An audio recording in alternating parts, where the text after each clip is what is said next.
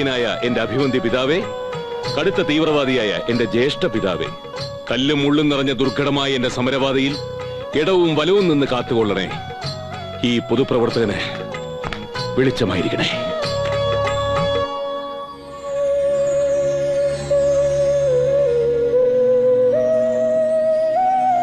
ഭാരത് മാതാ കി ജയ്. രഘുപതി രാഘവ രാജാ.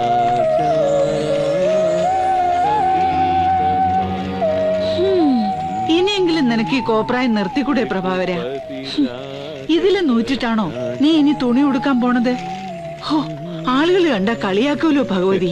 ഇതിലൊരു രണ്ട് തിരിതിരിച്ച് ദിവസം തുടങ്ങിയാൽ കിട്ടുന്നൊരു ഓജസ്, സമൂഹത്തിലിറങ്ങി പ്രവർത്തിക്കാനുള്ള ഒരു ഊർജം, ഇതൊക്കെ ഞാൻ അമ്മയ്ക്ക് പറഞ്ഞു തരണോ?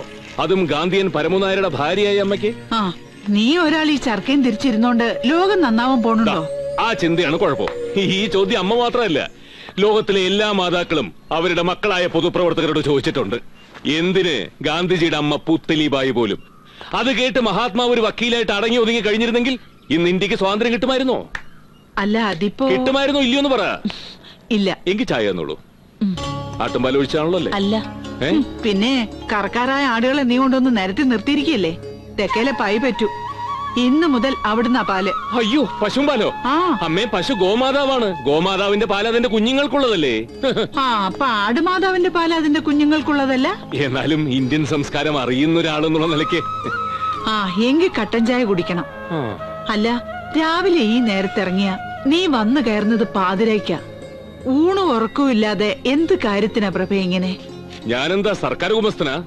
ഒരു രാഷ്ട്ര നിർമ്മാണ പ്രക്രിയയുടെ ഭാഗമാകുമ്പോ നമുക്കങ്ങനെ നേരവും കാലമൊക്കെ നോക്കി പ്രവർത്തിക്കാൻ പറ്റുമോ? പക്ഷെ രാഷ്ട്ര നിർമ്മാണം കഴിഞ്ഞ് തിരിച്ചു വരുമ്പോ കയറി കിടക്കാൻ സ്വന്തമായിട്ടൊരു കൂര വേണ്ട പ്രഭേ.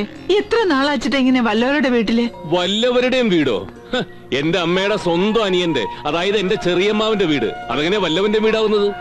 നമുക്കും വല്യമ്മാവനും കൂടി ഈ വീടെടുത്തോളാൻ ചെറിയമ്മാവൻ തന്നെയല്ലേ പറഞ്ഞിട്ടുള്ളത്? പറച്ചിലൊക്കെ ശരി തന്നെയാ. എന്നാലും എപ്പോഴെങ്കിലും അവർക്ക് ബോംബെയിലെ താമസം മാറ്റി നാട്ടിലേക്ക് പോരണമെന്ന് തോന്നിയ? നമ്മൾ എല്ലാരും കൂടി ഒരുമിച്ച് ഇവിടെ താമസിക്കുന്നു. അമ്മയൊന്ന് സമാധാനായിട്ടിരിക്കുന്നു. അമ്മാവൻ എന്തായാലും നാട്ടിൽ വന്ന് താമസിക്കാനൊന്നും പോകുന്നില്ല. മാത്രമല്ല, ഈ പഞ്ചായത്ത് ഇലക്ഷന്റെ റിസൾട്ട് വരട്ടെ. അത് കഴിഞ്ഞാ പിന്നെ ഈ 8ാം വാർഡിലെ മെമ്പറെ ഈ പ്രഭാകരന് പിന്നെ നമ്മളൊരു കലക്കില്ല ഇവിടെ. പിന്നെ ഗവർണറുടെ ശമ്പളമല്ലേ പഞ്ചായത്ത് മെമ്പർക്ക്?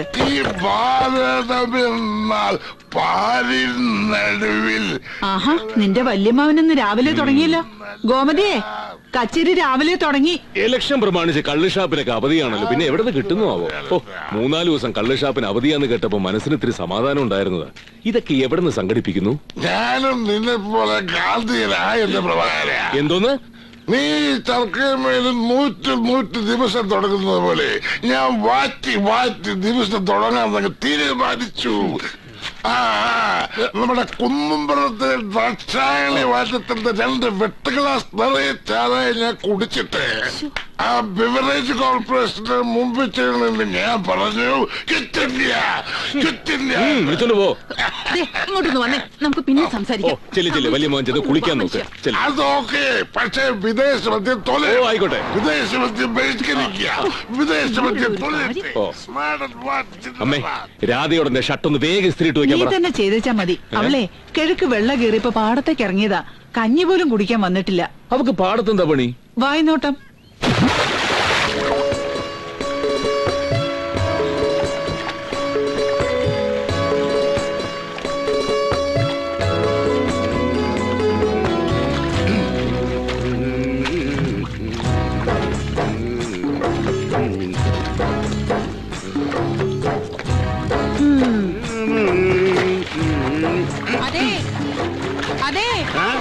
ഒന്ന് കുമ്പിട്ട് കിളക്കുന്ന ഗോപിയേട്ടാ. ചെപ്പി തോണ്ടിട്ട് ചെവി തോണ്ടണ പോലല്ല പാടത്ത് വരമ്പ് കൂട്ടണത്. മണ്ണിനാണോ കൈക്കോട്ടിനാണോ വേദനിക്കാന്ന് നോക്കിട്ടല്ലേ ഓരോ മാന്തലും. അതെ, ഗുരുവായൂർ അമ്പലത്തിലെ കൃഷ്ണാടത്തിന് തുണി തയ്ക്കാൻ വിളിച്ച തന്നെ. പിന്നെ ഇട്ടെറിഞ്ഞു പോവാത്തേ ആ പ്രഭാകരനെ ഓർത്തിട്ടാ. മതി കാലം കുറച്ചായി ഇത് കേൾക്കാൻ തുടങ്ങിയിട്ട്.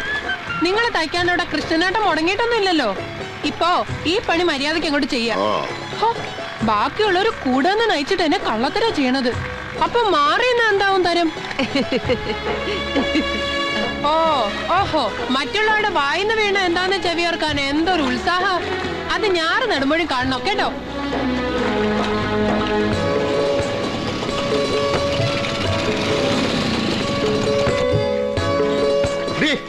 കിളമ്പറ്റേ.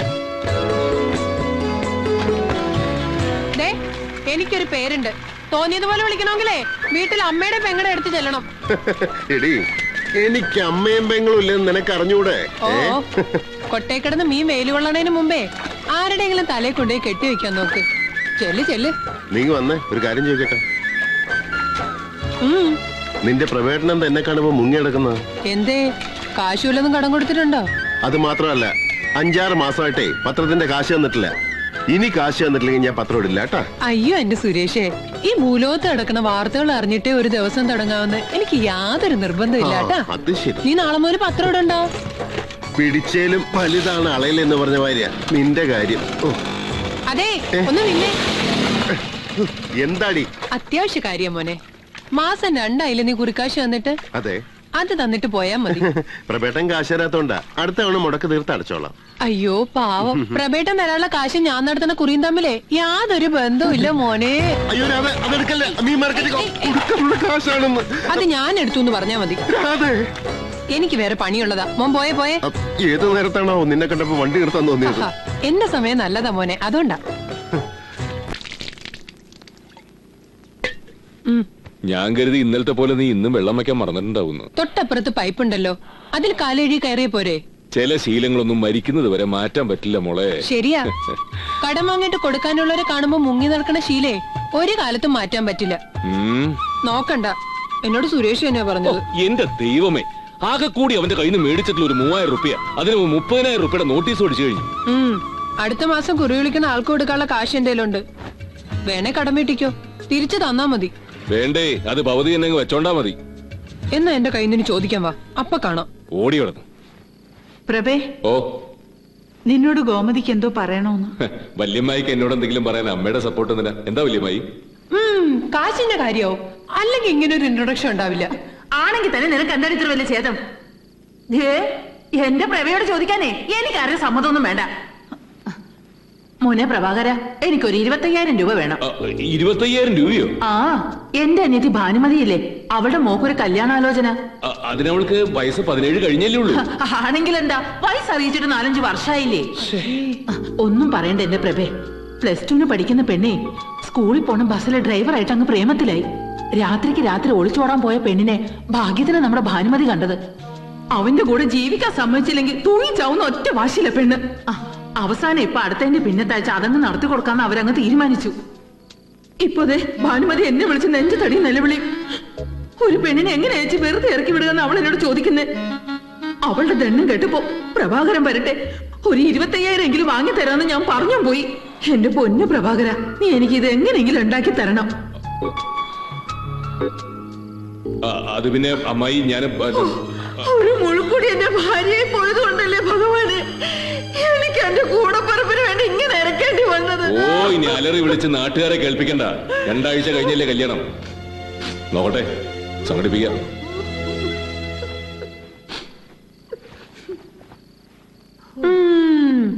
വല്യമ്മായി വെറും ഗോമതി അല്ല കേട്ടോ, KPSC ഗോമതിയാ. സമ്മതിച്ചു. ഇവനിത് എവിടെ പോയി കിടക്കുന്നു?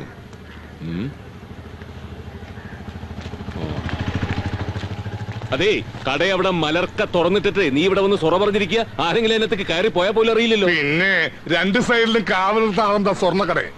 സ്വർണത്തേക്കാ വിലയുള്ളതാണ് അതിനകത്തുള്ളത്. അതെന്താണെന്ന് അറിയണമെങ്കിലേ ആദ്യം നീ അക്ഷരങ്ങളുടെ മൂല്യം എന്താണെന്ന് അറിയണം. മഹാത്മാവ് ആരായിരുന്നു? ഞാൻ ചോദിക്കട്ടെ, ഈ PK പ്രഭാകരൻ എഴുതിയ ഗാന്ധിജിയെ അടുത്തറിയുക എന്ന പുസ്തകത്തിന്റെ 5000-ഓളം കോപ്പികൾ ആ കടയിൽ കെടാച്ചടക്കായി കെട്ടിക്കിടക്കുന്നു. എന്താ ചെലവാകത്തെ? അതിന്റെ കാരണം എന്താണെന്ന് നാട്ടുകാർക്ക് കാശിന്റെ മൂല്യം അറിയാവുന്നതുകൊണ്ട്.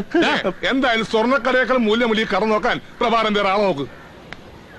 ഇപ്പെന്താ അങ്ങനെ തോന്നാൻ? 3-4 മാസം ശമ്പളം കിട്ടിയിട്ട് സുശീല കഴിഞ്ഞാൽ പിന്നെ എന്റെ ഏക വീക്ക്നെസ് കാശ. അത് കിട്ടാൻ ഞാൻ എന്ത് ചെയ്യും? നമ്മുടെ ഇലക്ഷന്റെ റിസൾട്ട് വന്നാ പിന്നെ ഞാൻ ആരാ മോനെ? ഈ പഞ്ചായത്തിന്റെ മെമ്പർ. അപ്പൊ പിന്നെ നീയോ ഈ നാട്ടിലെ ഒരേ ഒരു ബുക്ക് സ്റ്റോളിന്റെ MD. അപ്പോഴോ അതിനെ PK പ്രഭാകരൻ ദണ്ഡിയാത്ര വീണ്ടും നടത്തണം. കഴിഞ്ഞ പഞ്ചായത്ത് ഇലക്ഷൻ താന് തന്നെയല്ലേ പറഞ്ഞത്? എന്നിട്ടെന്തായി? തോറ്റു തൊപ്പിട്ടില്ലേ? ഇത്തവണ കെട്ടിവെച്ച കാശ് പോലും കിട്ടില്ല. നോക്കി നമുക്ക് കാണാടോ. ഒരിക്കലും ഈ നാട്ടുകാർക്ക് ഒരു അബദ്ധം പറ്റി, പക്ഷെ ഇനി അതുണ്ടാവില്ല. അവറാന് വേണ്ടി ബ്രോക്കർ പണിക്ക് നടന്ന താനൊക്കെ ഇപ്പൊ അയാളുടെ പാർട്ടിക്കാരനായിരിക്കാം, പക്ഷെ അതുകൊണ്ടൊന്നും ചെയ്ത അഴിമതിയുടെ കണക്കുകളൊന്നും പുറത്തു വരാതിരിക്കില്ല മക്കളെ. തെളിവ് സഹിതം വലിച്ചു കയറി പുറത്തിടും ഈ പ്രഭാകരൻ. മോഹൻദാസ് കരംചന്ദ് ഗാന്ധിയാണ്. സത്യം സത്യം സത്യം. അഴിമതി നടത്തുക എന്നുള്ളത് എന്റെ ജന്മവാസനയാ. അപ്പനപ്പൂപ്പന്മാരായിട്ട് കിട്ടിയിട്ടുള്ളതാ. ജനകീയ ആസൂത്രണം, റോഡ് വികസനം, മണല് വാരല്, അങ്ങനെ ഓരോ കാരണങ്ങൾ പറഞ്ഞ് നമ്മുടെ പെട്ടിയിൽ 4 പുത്തം വീഴ്ത്തുമ്പോ എന്റെ പെരുവിരലിൽ നിന്നൊരു തരിപ്പ് അങ്ങോട്ട് കേറും. എന്റെ ഭരതദാസ, ആ തരിപ്പിന്റെ സുഖം എനിക്ക് വേറെ ഒന്നും കിട്ടിയിട്ടില്ല. നമ്മുടെ മേനോൻ സാർ ഇന്നലെയും വിളിച്ചിരുന്നു. ആ കോൾപ്പാടം നികത്തി കിട്ടിയ അവിടെ മാലതി സിറ്റി എന്ന പേരിൽ ഒരു വലിയ റെസിഡൻഷ്യൽ വില്ലേജ് ഉണ്ടാക്കാനാ പുള്ളിയുടെ പരിപാടി. എല്ലാ വില്ലകളും NRIസിന് മാത്രം. School, hospital, medical college, super market എല്ലാം അതിനകത്ത് തന്നെ. ഒന്നിനും പുറത്തേക്ക് വരണ്ട. എന്നാ പിന്നെ പഞ്ചായത്ത് ഓഫീസും പോലീസ് സ്റ്റേഷനും കോടതിയും സെക്രട്ടേറിയറ്റും ഒക്കെ അതിനകത്താക്കാം. മാലതി സിറ്റി എന്നുള്ളതിന് പകരം മാലതി സംസ്ഥാനം എന്ന് പേരും വെക്കാം. ഇതൊന്നും നടക്കുന്ന കാര്യമല്ല ഇളയപ്പ. പണ്ട് 100 മട കണ്ടം നികത്തി നമ്മൾ തെങ്ങൻ തൈ നടാൻ തുടങ്ങിയപ്പോ അവൻ നടത്തിയ സമരം ഓർമ്മയുണ്ടല്ലോ. അപ്പൊ അവനെ കള്ളക്കേസ് ഉണ്ടാക്കി പിടിച്ചകത്താക്കി. എന്നിട്ട് ആ ഗ്യാപ്പില് നമ്മൾ പാടം മുറിച്ച് വിൽക്കുകയും ചെയ്തു. ഇനി ഇത്തരം കളികളൊന്നും അവന്റെ അടുത്ത് നടപ്പില്ല. ഈ കുന്നും പുഴയും പാടുന്ന കേൾക്കുമ്പോ അവനെന്തിനാ ഹാലടക്കുന്നത്? അവന് കുടുംബസ്വത്തൊന്നല്ലോ. അവനെ പോലുള്ള ചിലർ സമരം ചെയ്യുന്നത് കൊണ്ടാ ഈ കുന്നും പുഴയും പാടവും ഒക്കെ ഇങ്ങനെയെങ്കിലും നിൽക്കുന്നത്. അല്ലെങ്കിൽ 3500 ഏക്കറുള്ള ഈ തോന്നൂർക്കര പഞ്ചായത്തിന്റെ മുകളിലുള്ള ആകാശം പോലും നമ്മൾ വിറ്റ് കാശാക്കിയനെ. നിർത്തണ ചാണ്ടി, നീ അന്നമ്മയുടെ ആവോലിയും അവറാന്റെ സ്കോച്ചും മെഴുകിയിട്ട് അവന്റെ മഹത്വം വിസ്തരിക്കണ്ട. അയ്യോ ഇളയപ്പ, മറ്റൊന്നും തോന്നരുത്. 2 എണ്ണം ഉള്ളിൽ ചെന്നാ ഞാൻ ഉള്ള സത്യം പറഞ്ഞു. ജന്മവാസനയാ, അപ്പനപ്പൂപ്പന്മാരായിട്ട് കിട്ടിയതാ. അവൻ ജയിച്ചു വന്ന ആകെ പ്രശ്നമാവും. നമ്മുടെ പരിപാടികളെല്ലാം കുഴപ്പത്തിലാവും. അതെ, അവൻ കുഴപ്പത്തിലാക്കും. നീ ഇങ്ങനെ എരുതിയിൽ എണ്ണ ഒഴിക്കാതെ എന്തെങ്കിലും വഴി പറഞ്ഞാ ചാണ്ടി. ഒരു വഴിയുണ്ട്. എന്താ? അവനൊരു ഗാന്ധിയനായതുകൊണ്ട് നമ്മളൊരു ഗോഡ്സെ പകരം ഇറക്കുന്നു. അതാരാള്? ഏത് വാർഡിലെ? 3ാമത്തെ വാർഡിലെ. 3ാമത്തെ അവറാച്ച സമാധാനിക്ക്. ശാന്തി പറഞ്ഞതിനാണ് ഐഡിയ. അങ്ങനെ പറഞ്ഞു കൊടുക്കും ഭരത. ബാക്കി നോക്ക്, പെട്ടെന്ന് തീർക്കാം. ഒഴിക്കുദാസ. 3ാമത്തെ വാർഡിലൊരു പണിക്കരാണല്ലോ ഈ ഗോഡ്സ്. അതേത്? 4ാം വാർഡിൽ ചർക്ക ചിഹ്നത്തിൽ മത്സരിച്ച സ്വതന്ത്ര സ്ഥാനാർത്ഥി PK പ്രഭാകരൻ തൊട്ടടുത്ത സ്ഥാനാർത്ഥിയേക്കാൾ 500 വോട്ടുകളുടെ ഭൂരിപക്ഷത്തിൽ വിജയിച്ചിരിക്കുന്നു. 8ാം വാർഡിലെ തിരഞ്ഞെടുപ്പിൽ കുരിശുപള്ളിക്കൽ അവറാച്ചൻ വിജയിച്ചിരിക്കുന്നു.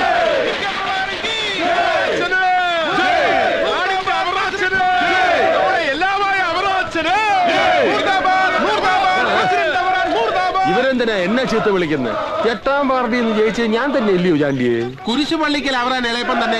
അതെ, പിന്നെയും ചീത്ത വിളിക്കുന്നു. വിളിക്കട്ടെ ഇളയപ്പ. ഇളയപ്പൻ പ്രസിഡന്റ് ആയിരിക്കുന്നിടത്തോളം ഒരു വെറും മെമ്പർക്ക് ഈ പഞ്ചായത്തിൽ എന്തൊലത്താൻ കഴിയും? പ്രത്യേകിച്ചും ഭരണപക്ഷത്തിനും പ്രതിപക്ഷത്തിനും ഒരുപോലെ കണ്ടുകൂടാത്ത. അത് ശരിയാ, പക്ഷെ ഇവനായതുകൊണ്ട് ഇളയപ്പൻ കുറച്ച് കഷ്ടപ്പെടും.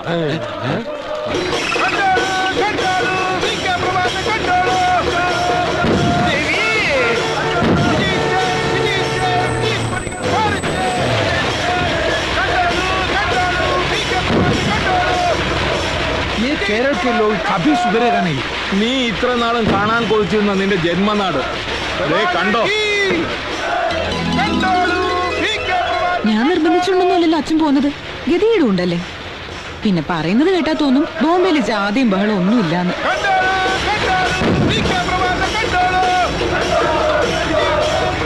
സരസ്വതി ചേച്ചിയുടെ മകൻ പ്രഭാകരനല്ലേ ഇത്?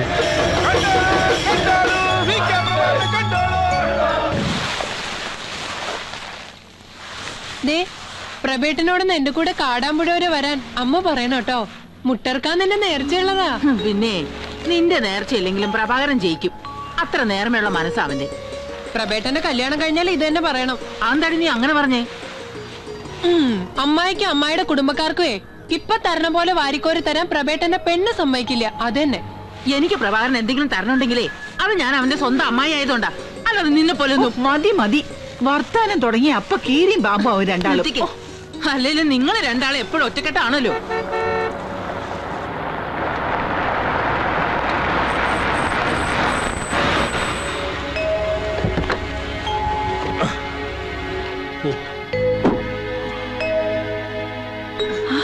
ഈശ്വര, രാമകൃഷ്ണനല്ലേ ഇത്?